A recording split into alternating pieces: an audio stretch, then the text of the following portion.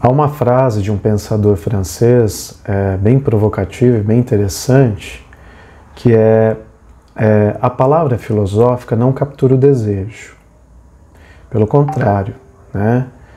Seu dono é essa criança nua, né? E o que é possível pensar a partir daí e o que isso tem relação com a proposta do A Vida Interior, né? Podemos começar a considerar de que esse conjunto de expressões verbais, esse conjunto de representações e signos escritos ou declarados, né, são manifestações, né?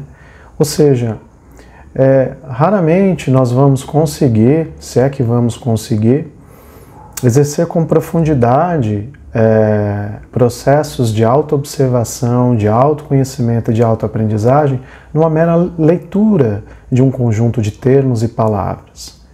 Exatamente por isso que o pensador nos provoca a pensar: a palavra não captura o desejo. Ora, e que relação isso há com o desejo? Toda. Quando se trata de fazer autoconhecimento e aprofundarmos esse processo numa dimensão da autoaprendizagem, o desejo é fundamental, né? Exatamente por ser uma dimensão de nós que nos provoca, nos indica, nos impulsiona, nos mobiliza na direção de inúmeros objetos, de inúmeras situações, a viver inúmeros fatos, não é? Desejos que saltam dentro de nós, sem que tenhamos muita noção, todas as formas de desejos. Desejos esses conhecidos ou talvez conhecidos, desejos proibidos.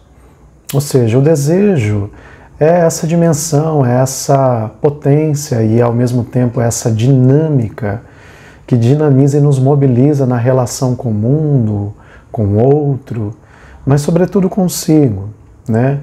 Então, o desejo que constitui dentro de nós uma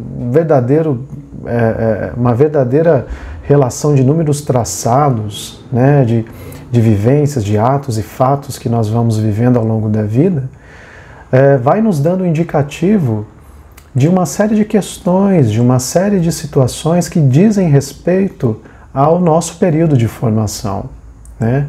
Não é à toa que a psicologia, a própria psicanálise se debruça muito sobre o desejo como uma grande instância, uma importantíssima instância da formação do ser humano, exatamente porque nele que nós direcionamos os nossos maiores conflitos, não é? Então,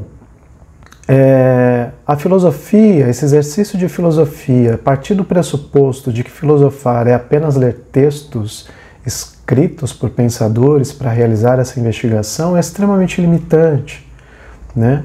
É por isso que dentro do A Vida Interior nós propomos uma outra perspectiva da filosofia enquanto autofilosofia, que aproxima esse exercício reflexivo, analítico, de síntese para essa dimensão subjetiva, que aproxima a filosofia do desejo, de maneira em que não se trata de se debruçar exatamente sobre as obras, mas se trata de se debruçar sobre essa dimensão constituída por desejos, constituídas por pulsos, por tensões, por um número de símbolos e representações do nosso inconsciente.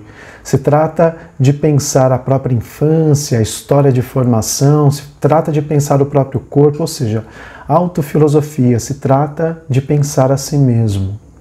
E aí é nesse sentido que a filosofia se aproxima dessa velha criança nua. Gosto muito dessa representação, desse significado, né, que esse pensador nos propõe, né? Por que velha criança nua? Exatamente porque todo filhote humano, quando se apresenta no mundo, ele está extremamente vulnerável às situações, está aberto a viver todas as ordens, as variadas situações para a constituição e o desenvolvimento da própria personalidade cognitiva, né? E é na direção dessa velha criança desarmada, ausente de toda essa carapaça de defesas e proteções, que é possível encontrar dentro desse estado vulnerável, talvez é nosso maior poder, né? De poder se abrir para as grandes questões, mas não se trata de grandes questões fora, mas se abrir para as grandes questões que estão em cada um de nós. Bom, é essa a reflexão de hoje, do A Vida Interior. Muito obrigado e até a próxima.